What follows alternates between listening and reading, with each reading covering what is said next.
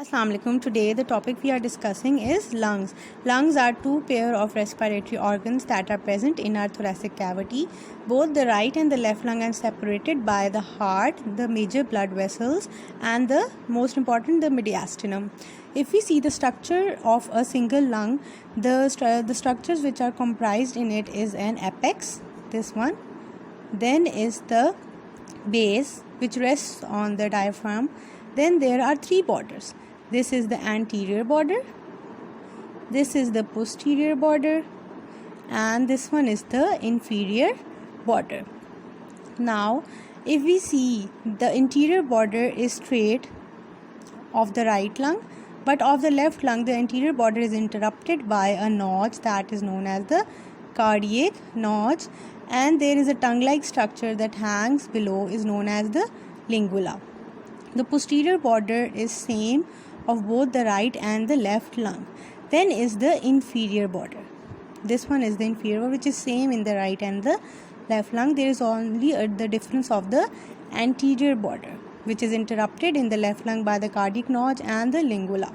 If we see the fissures and the lobes of right and left lung simultaneously, there is an oblique fissure in both the lungs which extends from this is the posterior border and this is the inferior border. If we see the oblique fissure from the apex, 6 cm below the apex from the posterior border, this originates and it ends 5 cm from to the inferior border from the medial side. If we I explain again, the oblique fissure intersects the lungs from 6 cm from the apex through the posterior border, and then it goes down to the inferior border 5 cm from the medial side. Clear? So this is an oblique fissure in both the lungs that divides the lung into the upper lobe. This one is the upper lobe and this one is the lower lobe. Clear? Secondly, in the right lungs there is an additional fissure that is known as the horizontal fissure. Horizontal fissure extends from the anterior border and intersects the oblique fissure and hence divides the upper lobe into the upper lobe and the middle lobe. The region of the middle lobe is here, it is the lingula, which is synonymous to the middle lobe of the right lung, is the same as the lingular region of the left lung. Now if we see the differences with reference to the lobes and fissures and the weight of the right and left lung, first of all, the right lung is more broader and heavier. It weighs almost 650 to 700 grams, but the left lung is lighter and narrow. It is broad and it is narrow, and it weighs almost 600 to 650 grams. Secondly, the anterior border is straight. In the anterior border in the right lung is straight, but in the left lung it is interrupted by the cardiac notch and a tongue-like structure known as lingula. Thirdly, if we see the oblique fissure is common in both lungs, but there is an additional feature that is the horizontal fissure. Thirdly, there are three lobes in the right lung: upper lobe, middle lobe and the inferior lobe, but in the left lung there is only upper lobe and inferior lobe or the lower lobe. Now if we move forwards, if we see the apex and the base, the apex of the lungs here, these both are the apexes of lungs. These both lie in the thoracic inlet. Here is the first rib, the sternum, and posteriorly there is T1 thoracic vertebra. This is the thoracic inlet boundary. So apex of lungs, both lungs lie in the thoracic inlet, and medially there is the left subclavian artery which is present in the medial relations of the apex.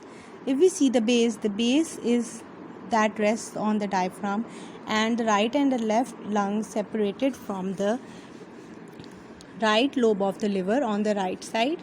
From the left side it is separated from the left lobe of the liver, the stomach and the spleen. Now if we move forward, there are two surfaces of lung. One is the costal surface and one is the medial surface. This whole is the costal surface. 50 to 60% or the 70% is the costal surface, which because thoracic cavity and the ribs cover the costal surface. Then is the medial surface. The medial surface is further divided anteriorly as the mediastinal surface and posteriorly as the vertebral surface, which is subsided or in front of the vertebral bodies and the intervertebral discs. Now if we see the next, the right and the left lung and the structures and the impressions which pass on it. First of all, on the right lung, the right, if there is the heart, the right atrium subsided on the right lung. So this is the impression of the right atrium.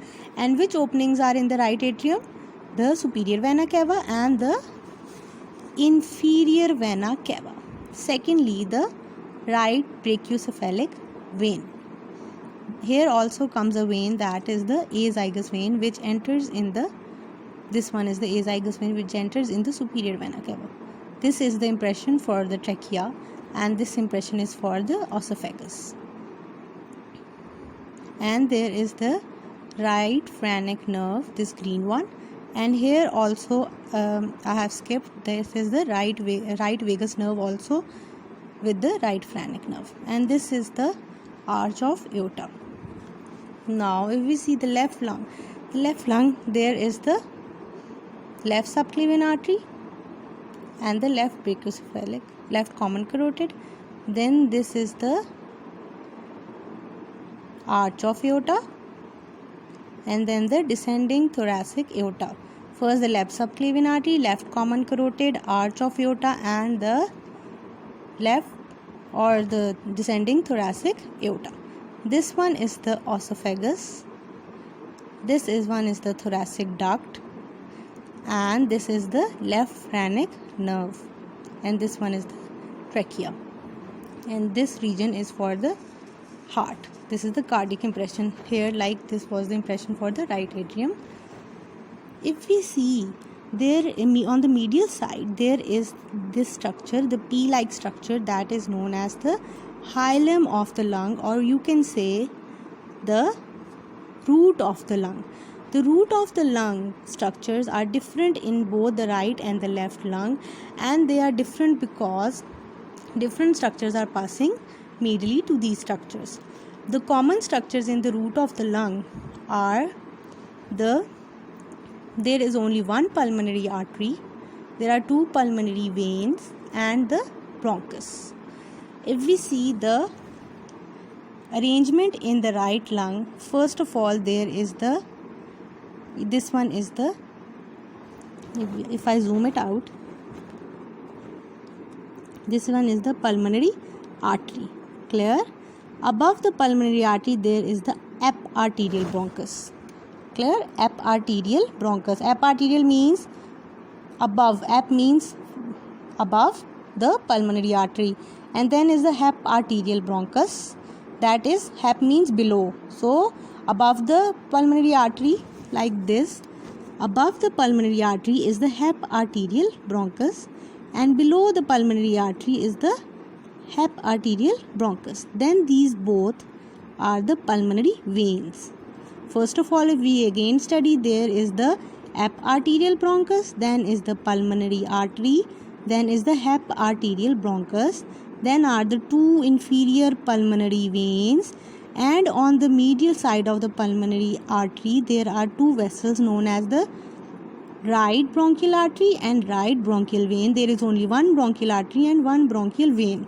And on the interior and posterior sides there are the anterior pulmonary plexus and posterior pulmonary plexus, and the lymphatics here, and this one, a long extension of the root of the lung, is the pulmonary ligament that extends downwards, and in cases of deep inspiration or forceful inspiration, the structures of the root of the lung may invaginate in the pulmonary ligament, this one.